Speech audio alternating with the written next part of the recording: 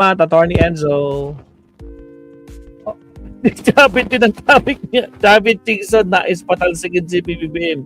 Pinatulan ng AFP. Oh, si Browner. Really?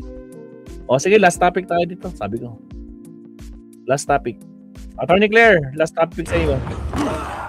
Alive to guys, alive. Hindi to delay. 3 minutes ago, kakastart ng attorney. 3 minutes ago. Pakinggan natin si Attorney Claire. Yeah. Kamustahin natin. Hello po, Attorney. Pakinggan na natin. Saan na ba yan? Okay. Daming kawalang, sabi ni Edward Galban, daming kawalang yang ginawa sa Ilocos niya si Sabit Singson. Kaya binangga si Erap dahil di binigay sa kanya ang small town lottery. Sana bulat-latin ang mga pagnanakaw na ginawa sa Ilocos. Yeah, pakinggan natin ito mga. Lisa na lang natin. Ha? Saan ba yun? Oo, net 25 pa. Tayo. Hindi. Ali, tama ka, no? Hinihimok na ni dating Governor Chavit Singson ng taong bayan na magsagawa nga nitong one-time big-time rally para umano maipaninig na sa Malacanang ang matagal na kinaing ng mga Pilipino at ng taong bayan ukol nga dito sa hindi matapos-tapos na investigasyon kaugnay sa anomalya. Nadinig na ng Pangulo. Ilang rally na kayo? Sangkatutak na rally. September 21. May November 16 pa, di ba? Tama, right? Di ba yung sa ICI? Wait, ICI ito. Sa INC? No. Okay. Meron, di ba? 2 araw. September 21, may November 16, 2 araw yon. Dapat nga 3. May November 30, right? Oh, dinig na. Dinig na yan. Ang flood control projects. Honorable Bongbong Marcos and Speaker Martin Romualdez, with your permission, I'm going to Malacanang alone to challenge you into a debate. Debate? So, pag-debate, ano mangyayari sa debate? Diba? Ano mangyayari sa debate? BIR dapat tignan nila yung taxes ni Chavit back 10 years. Sabi ni Vicente Viloria. Diba? About this press con with all the media as a witness. Yan ang matapang hamon ni former Ilocos Sur Governor Chavit Singson kay Pangulong Bongbong Marcos Jr. Kasunod ng kanyang alegasyon na ang Pangulo umano ang utak sa likod ng korupsyon. Diba? Makikipagdebate siya about corruption. Teka lang. Diba? Hinamon niya ba dati si Digong? Pangulong Duterte? Hindi. Corrupt yun eh. Sabi niya, di ba? Corrupt yun eh. Umamin si dating Pangulong Duterte. Sabi niya, di ba, corrupt siya, nagnakaw siya, pero ubos na. Naubos na. Tapos may 20,000, may ghost projects pa noong 2020. Nakipagdebate ba siya? Hindi. Sinusuportahan pa niya yung anak ng corrupt. Agoy. Diba? Sa malawakang flood control scandal. Matagal na raw gustong ihayag ni Singson ang mga alegasyon laban sa Pangulo, pero hinintay raw niyang umabot ito ngayong unang buwan ng bagong taon. 40 taon na raw kasi simula nang mapatalsik ang rehimeng Marcos Sr. Eksakto ring kaparehong 68 years old na rin ng nakababatang Marcos ngayon, ang edad rin ng kanyang ama nang mapatalsik sila sa Malacanang. Wait, kasalanan ito ng mga palpak na flood control projects is wait, Senator, Chavit Singson. Yung ghost projects, yung dating Pangulong Duterte, yan, yung sa Sunog Apog, mga ka-clear. I-recap natin kahapon. Sunog Apog, that's 2017. Hindi umaandar. Fully paid. As early as 2019, panahon ni dating Pangulong Duterte. Binayaran kahit hindi pa tapos. Ngayon, hindi gumagana. That's 2017. Tingin nyo ba? Hindi nakapatay ng tao yung mga proyekto na yun. Bakit lahat ng palpak na flood control projects isisi sa Pangulo? 2 years pa lang, almost 3 years pa lang siya. Almost, tama na, 2022. To 2026, to 2025. 26. 3 years. Diba?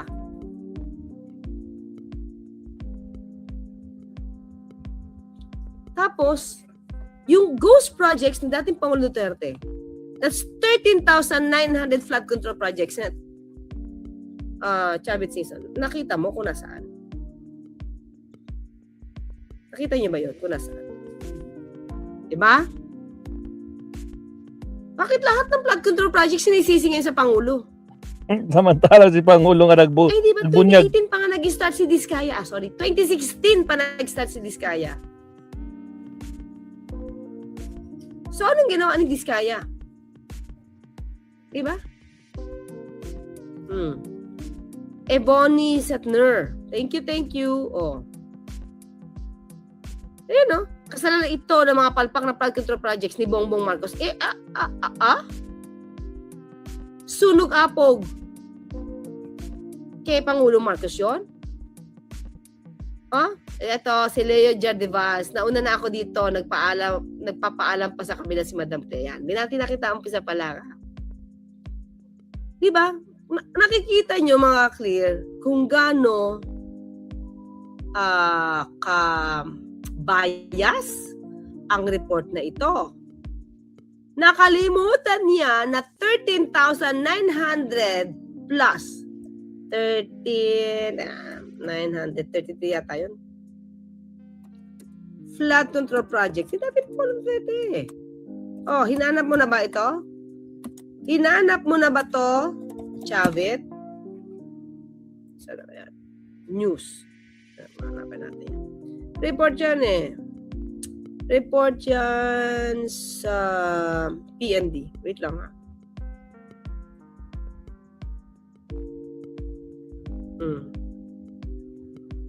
Saan na ba siya? 13,933?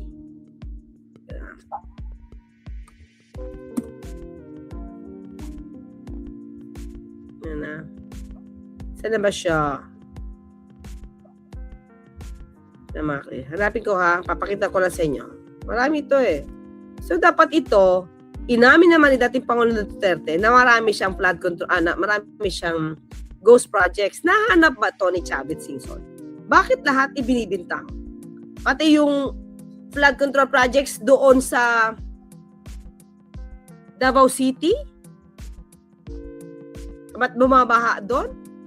Kahit may 51 billion worth na allocation for the flood control projects or infrastructure? Kay Pangulong Marcos yun ibinibintang? Ba? Okay. Tama, wait lang.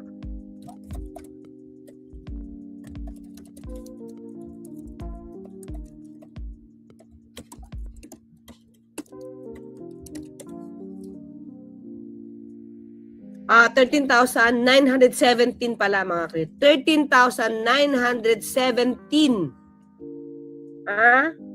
Ang flood control projects ni dating Pangulong Duterte. 13,917. So, nasaan na yan? Nasa na yan?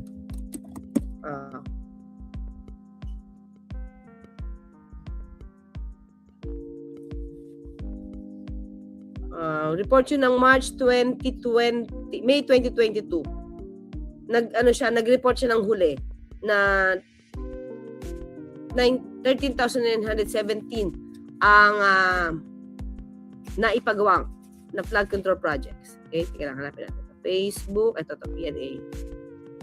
PNA. Okay. PNA.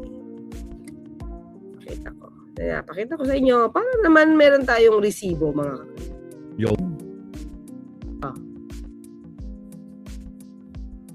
Ito, PNA ito, mga klira. Yan o. As of March, kinuha ko na lang ito pero ito talaga, ito yung reference niya yung PNA. Okay? As of March, 13,917 flood control projects have been completed.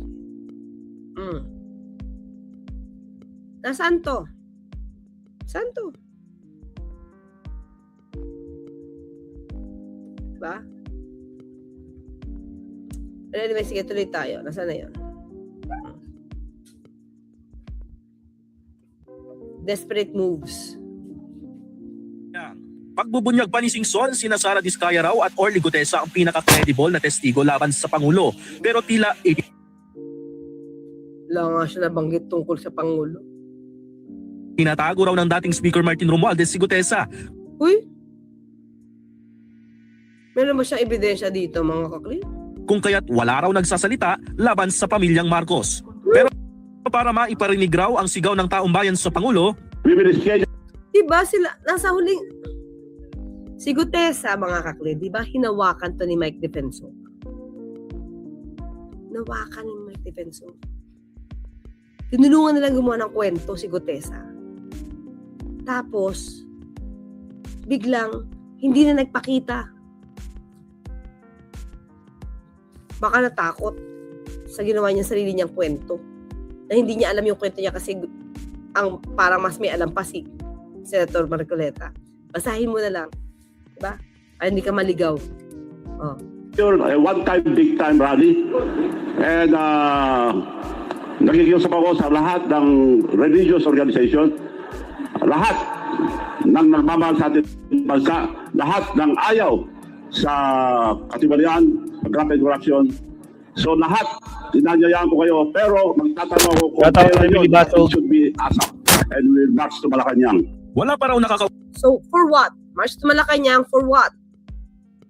People power? And then,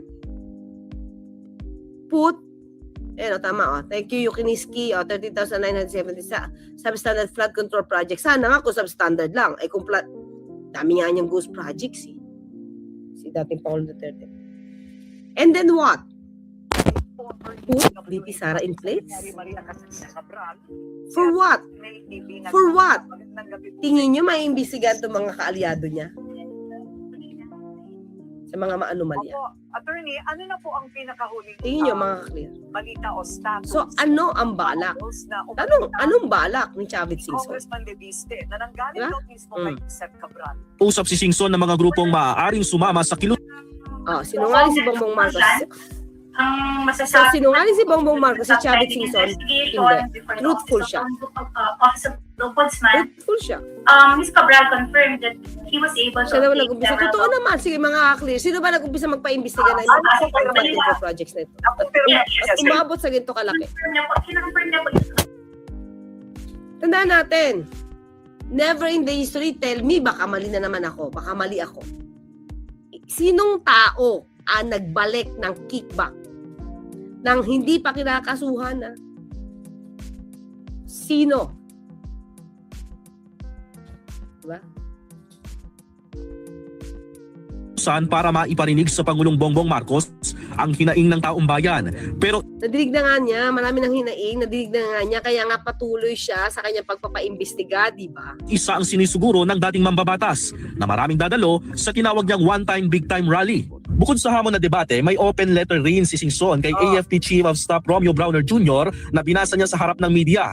Sinabi nitong hindi raw China ang kalaban ng Armed Forces of the Philippines o ng AFP at ng mga Pilipino. O, di ba? Hindi pa China ang kalaban natin. So, okay lang. Okay lang yung pag-water cannon. Okay lang. Diba? Okay lang sa kanila. Baka Browner, huwag yun ang pansinin yung China. Hindi yun yung kalaban. So, huwag na pansinin yung mga win na water cannon. Huwag na. Diba? Hayaan mo yung mga mangingisdang malunod. Hayaan mo yung mga, ano yun? Yung MB Sierra Madre, ano yun? Saan natin? Yung ating vessel na nangangalawang na pero pinaproteksyonan pa rin. Tira ang pangalan nun.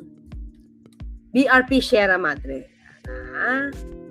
Ano yung hayaan mo nang lumubog? Yating kalaban China eh. Yan, hindi naman talaga, di ba? Tama naman siya. So wag nang pansinin yung China. Ang tunay raw na kalaban ay ang mga korap na politiko. Oo naman.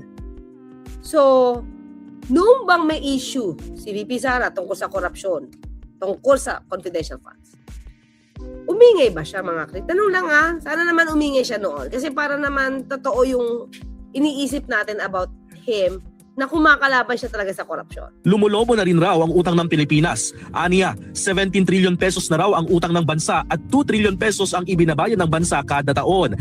Hindi ko lang mga ka-clear. Kung naman ganyan, 17,000. Tandaan natin, magkano ba yung magkano yung galing dito kay dating Pangulong Duterte? Mga ka-clear. Ha? Sabi ko nga yan. Magkano yung utang niya? Ay, to. Ha? Nakalimutan mo na ang laki-laki ng inutang ni dating Pangulong Duterte para lang makurakot ng family. Ayan o. Former, ito mga ka-clear, August 5, 2022 to ha. August 5 to. Oh. Ay, sorry na wala. Oh.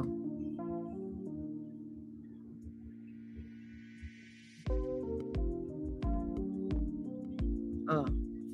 Former President Rodrigo Duterte left office with 12.79 trillion debt pile. Magta 13 trillion. Diba? Magta 13 trillion, no?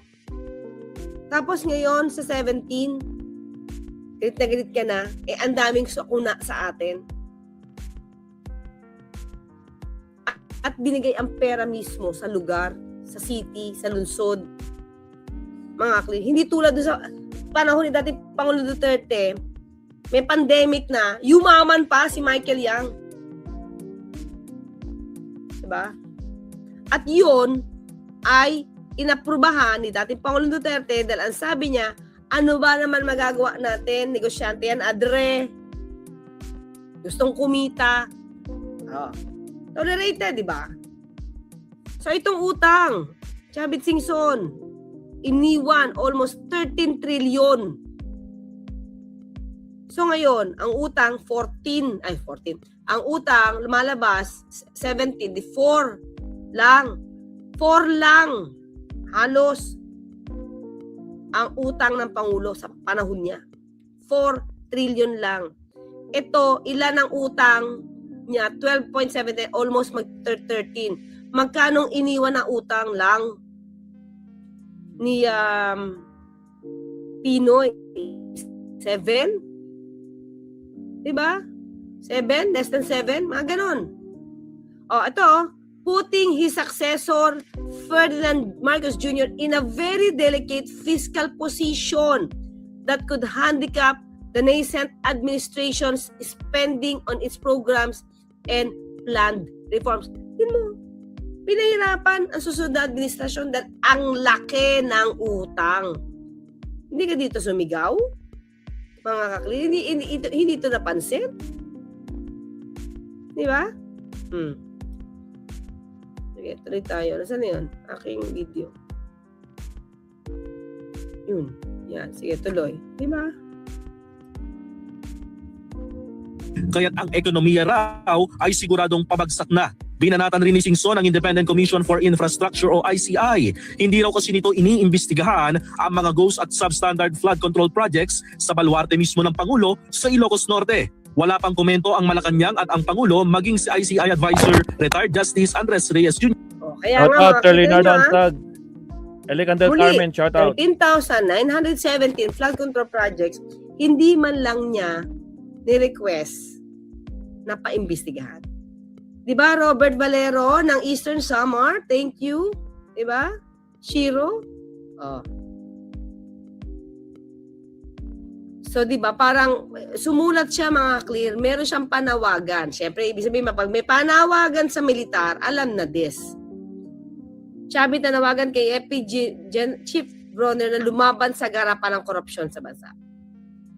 Meron siyang gustong ipahiwatig. People power to, mga kaklir.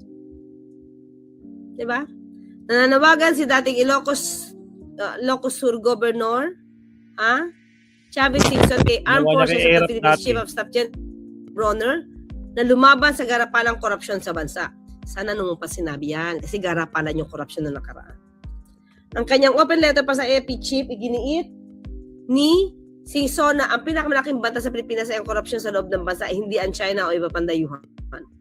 Binanggit rin niya na lumalala ang problema ng gobyerno habang labis na pinupukusan nito ang panlabas na banta.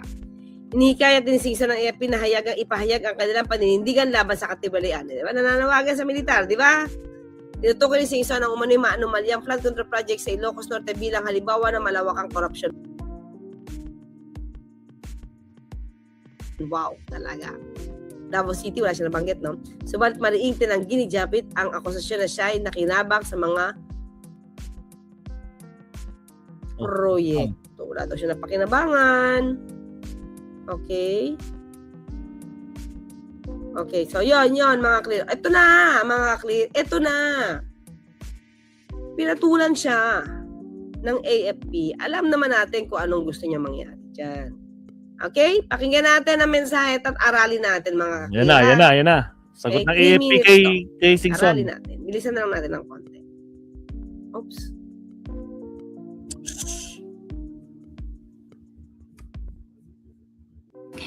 We have taken note of the public statements made by former Ilocos Sur Governor Luis Chavit Singson yesterday, Buti nga pinatulan pa siya ng AFP. Oh. January 5. The Armed Forces of the Philippines maintains its unwavering adherence to the 1987 Constitution, specifically Article 2, Section 3, which explicitly declares civilian authority is at all times supreme over the military. The Armed Forces of the Philippines operates strictly within the chain of command that is anchored on this supremacy. We perform our duties under this civilian authority, which directs the military's establishment in the execution of our mandate. It is in this specific context that the Armed Forces of the Philippines fulfill our role as a protector of the people and the state by remaining disciplined, professional, and united. The Armed Forces of the Philippines ensures that our force is employed solely for its constitutional goals. Oh, Oh. di sila papasok sa Aray. people power. Ang mandate nila, to follow the Constitution, to abide by the Constitution. Diba? To secure the sovereignty of the state and the integrity of the national territory. Consequently, while the Armed Forces of the Philippines have consistently supported calls for good governance and anti-corruption, addressing allegations regarding civilian governance, public finance, or economic policy fall exclusively under the jurisdiction of civilian courts and oversight bodies. Oh, kasi mga ka-clear, alam nyo na, sino ba kinausap ni Bukis? Diba? Si General Bronner. Kasi, balak nila na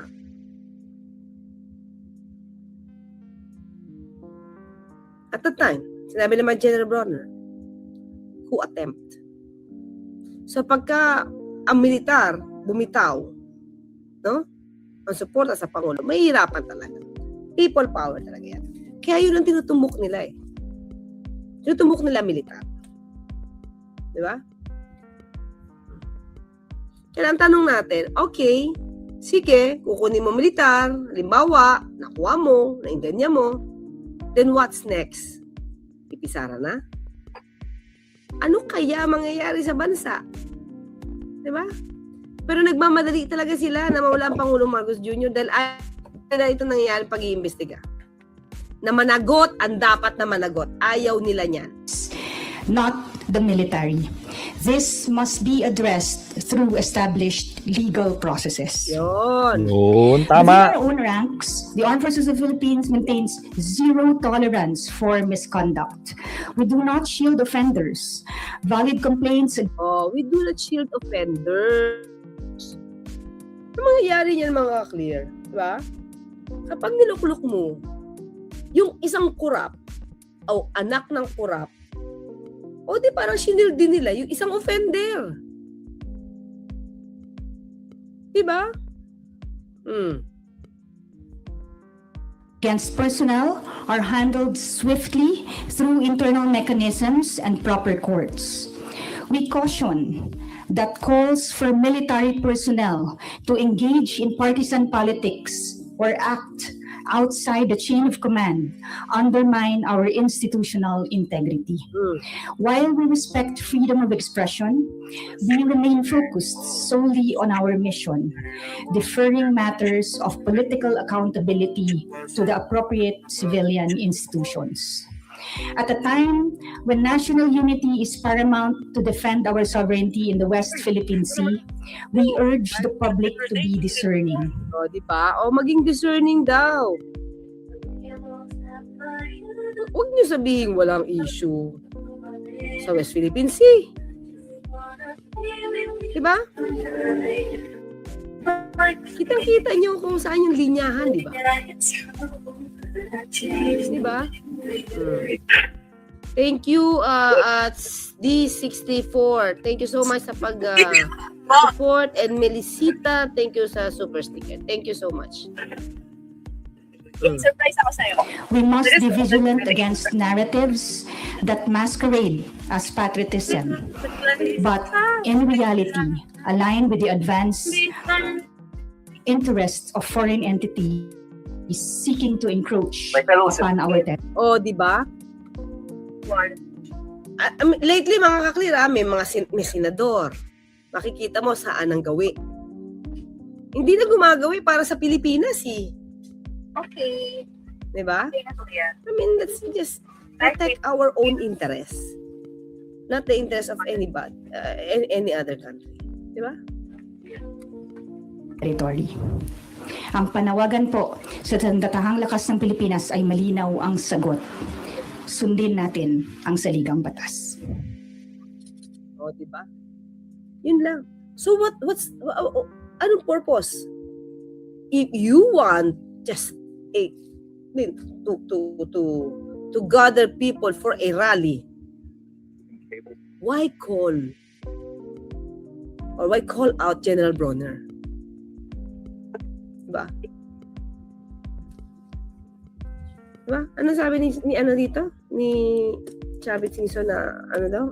Teka lang yung tungkol sa hindi ka na makakaligtas? Tama ba? Hanapin ko lang. Tingnan ko yung code card. Yan, hinamon ng debate si PBBM. Teka lang, wala siyang ligtas dito. Hindi ka makakaligtas dito. Ang laking ginawa niyong kalokohan. Diba? Yun yung sabi niya. Hindi ka na makakaligtas dito. Okay?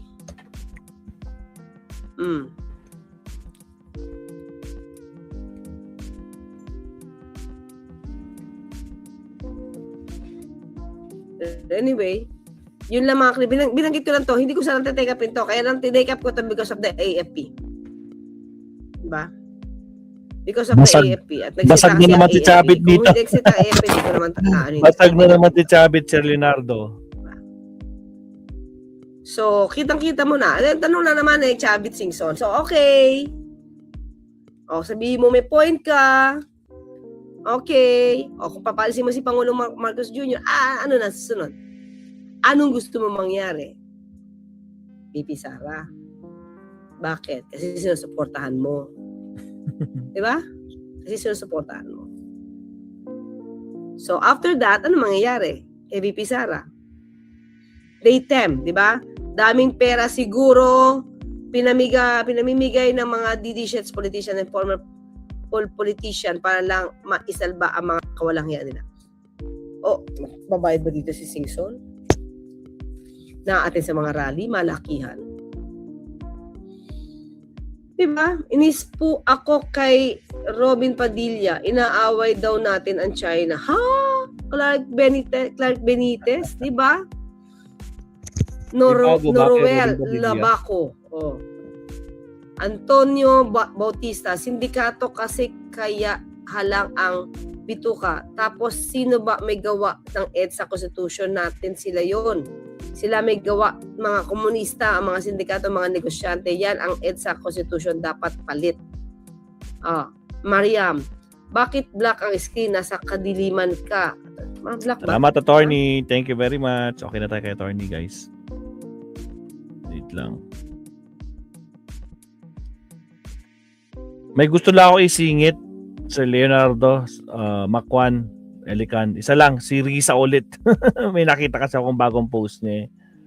Pero i-count down natin to. At itong iiwan ko sa live stream na to. Again, maraming salamat. Good night mga kabsat. No? Pero konti lang to, mga